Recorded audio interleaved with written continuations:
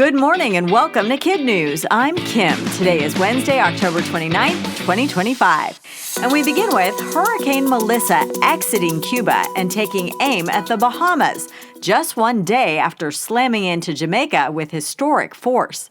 The storm arrived near the town of New Hope yesterday afternoon as a Category 5 with sustained winds of 185 miles an hour and gusts of 220. It was the second strongest Atlantic storm to make landfall, and the worst by far to hit Jamaica in the 174 years since record-keeping began. Forecasters predicted a storm surge of up to 13 feet, 30 to 40 inches of rain, mudslides, and widespread power and communication failures. It'll likely take days, maybe weeks, to document the damage, but the expectation is that it will be catastrophic. As Prime Minister Andrew Holness told the Associated Press, there is no infrastructure in the region that can withstand a Category 5. It's time to let go of the climate crisis doom and gloom. That's the surprising new stand of one of the loudest voices in the debate. In a blog post this week, Microsoft co-founder Bill Gates, who spent billions of his own money to combat global warming, wrote, "Although climate change will have serious consequences, particularly for the people in the poorest countries, it will not lead to humanity's demise. People will be able to live and thrive in most places on Earth for the foreseeable future." He then doubled down and said focusing on short-term emissions goals instead of disease and hunger is a mistake. According to the New York Times, Mr. Gates knew his high-profile pivot would be polarizing, telling reporters, "If you think climate is not important, you won't agree with the memo. If you think climate is the only cause and apocalyptic, you won't agree with the memo either."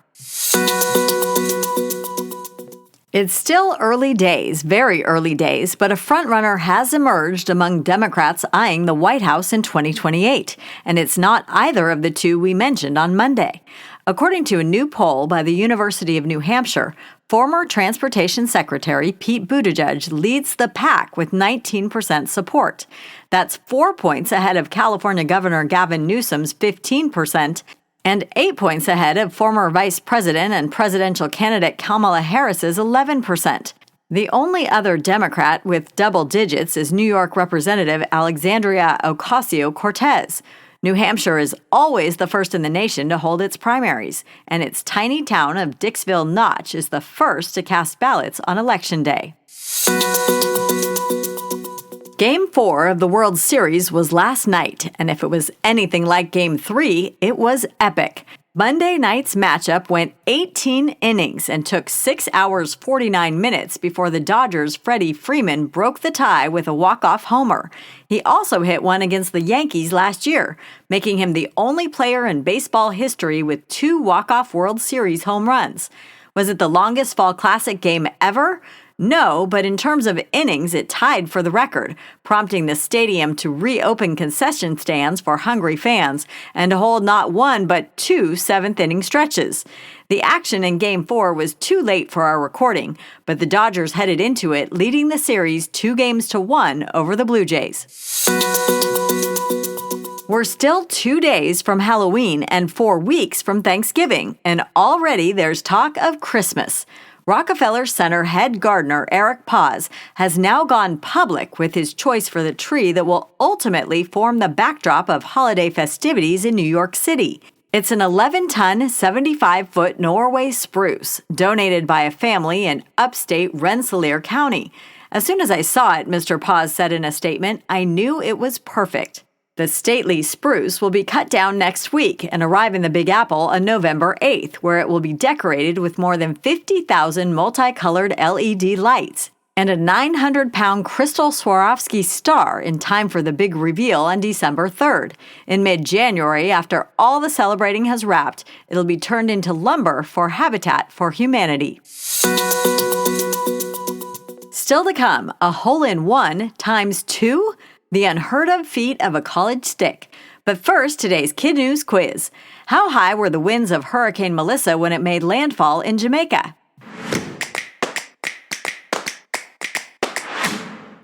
185 miles an hour with gusts to 220. What high-profile climate activist says it's time to lose the doom and gloom language surrounding global warming?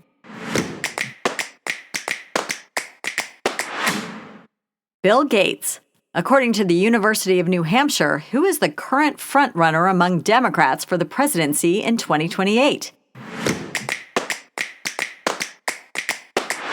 Former Transportation Secretary Pete Buttigieg, who is the only baseball player to ever hit multiple walk-off World Series home runs. Freddie Freeman of the Dodgers. In today's KidNuz Kicker, what's harder than hitting one hole-in-one? Hitting two on the same hole in the same day. College golfer Neil Phillips, a sophomore on Sewannee's Division III golf team, was playing in the Chick-fil-A Invitational last week in Rome, Georgia, when he drained his ball with a single swing on the 8th hole. When he returned a few hours later for his second round, it was déjà vu all over again. Neil told the Golf Channel that he was in disbelief and gave credit to 2 good swings and some good luck. So, how rare was it? The National Hole-in-One Registry puts the odds of making 2 holes-in-one on the same round at 67 million to 1. Neil didn't make them in the same round, but he made them on the same hole on the same day, which Golf.com says potentially makes his feat even more unlikely. It wasn't the same ball, however. People don't have to know that, Neil joked to Golf Digest. It was the same ball, same ball. It's shout-out time for our terrific teachers. Mrs. Avila and her blue and gold dual-language Eagles at Parkview in El Monte, California. Miss Hanford's Timberwolves at White Pine in Boise, Idaho. Ms. Hamaker's Tigers at Tyler Run in Powell, Ohio. And Ms. Johnson and her Toros at Tucson Unified Virtual Academy in Tucson, Arizona. Thanks for listening. If you need a holiday gift for that KidNuz fan in your house, check out our swag store online at kidnuz.org. Have a great day, and we'll see you back here for more KidNuz tomorrow morning.